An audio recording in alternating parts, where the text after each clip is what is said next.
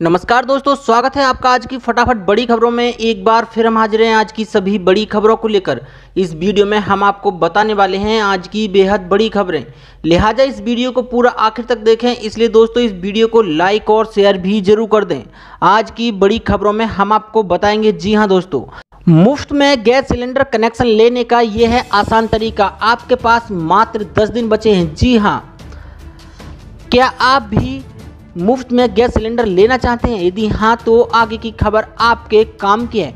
प्रधानमंत्री उज्ज्वला योजना के माध्यम से आपको मुफ्त में सिलेंडर मिल सकता है। हालांकि इसके लिए आपको जल्द से जल्द कुछ काम करने होंगे, क्योंकि इस योजना का लाभ उठाने की आखिरी तारीख 30 सितंबर है। कोरोना की वजह से इस योजना की तारीख को अप्रैल से सितंबर तक बढ़ाने का काम सरकार की ओर से किया गया था।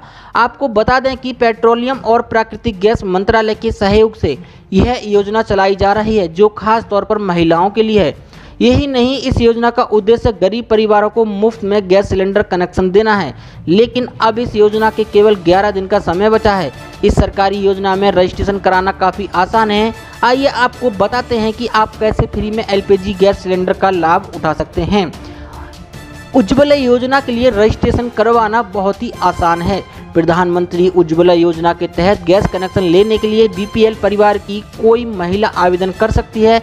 इसके लिए उक्त महिला को आधिकारिक वेबसाइट pmujjwalaYojana.com पर जाना होगा। सबसे पहले आवेदन करने वाले को प्रधानमंत्री उज्ज्वला योजना की आधिकारिक वेबसाइट पर जाना होगा। वेबसाइट पर सामने एक होम पेज खुल जाएगा। आप डाउनलोड फॉर्म में जाकर क्लिक कर दें। इसके बाद आपके सामने प्रधानमंत्री उज्ज्वला योजना फॉर्म आ जाएगा। आप अपना फॉर्म डाउनलोड कर लें। फॉर्म डाउनलोड करने के बाद आप फॉर्म में मांगी जा रही सभी जानकारी भर दें, जैसे आवेदक का नाम, तारीख, स्थान, सभी जानकारी भरकर अपने पास वाले एलपीजी केंद्र पर जमा कर दें।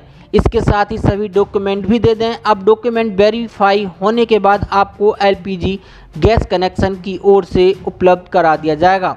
उल्लेखनीय है कि केंद्र सरकार प्रधानमंत्री उज्ज्वला योजना के तहत बीपीएल परिवारों के लिए घरेलू रसोई गैस कनेक्शन मुहैया कराने में जुटी हुई है, ताकि उन्हें भी धुएं भरी जिंदगी से मुक्ति मिल सके। पेट्रोलियम और प्राकृतिक गैस मंत्रालय इस योजना को चला रहा है। 2011 की जनगणना में जो बीपीएल परिवार हैं, उन्हें उज्ज्वला स्कीम का लाभ सरकार दे रही है। अभी तक ऐसे करीब 8 करोड़ परिवारों को इसका लाभ पहुंचा है। प्रधानमंत्री नरेंद्र मोदी ने PMUY को 1 मई 2016 को शुरू किया था। साथ ही बढ़ते हैं आज की एक और बड़ी खबर की ओर।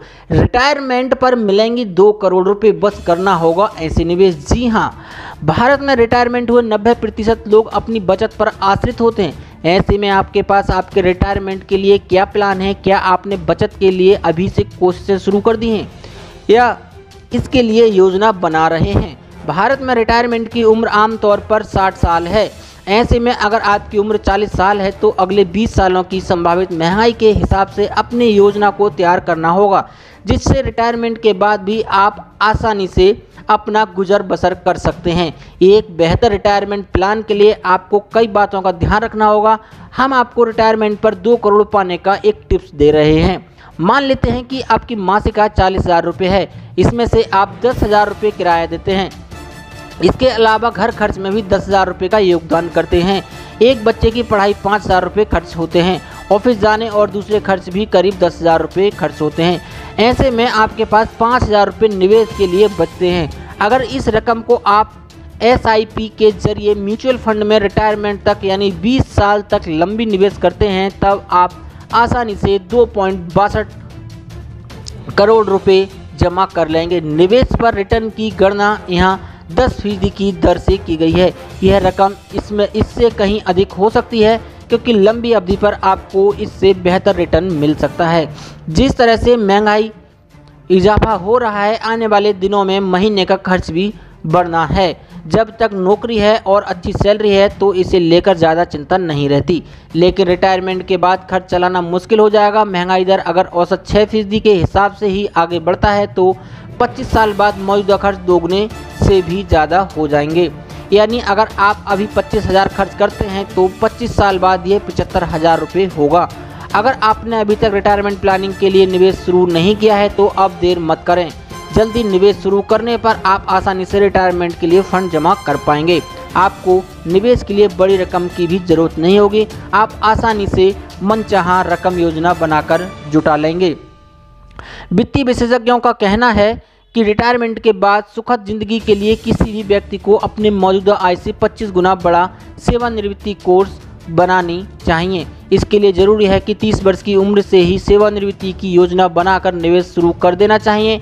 अगर कोई 30 की उम्र में अपनी आय का 25 से 30% बचत कर निवेश करना शुरू कर देता है तो वह आसानी से अगले 25 साल में अपनी मौजूदा आय से 25 गुना बड़ा कार्पस बना लेगा।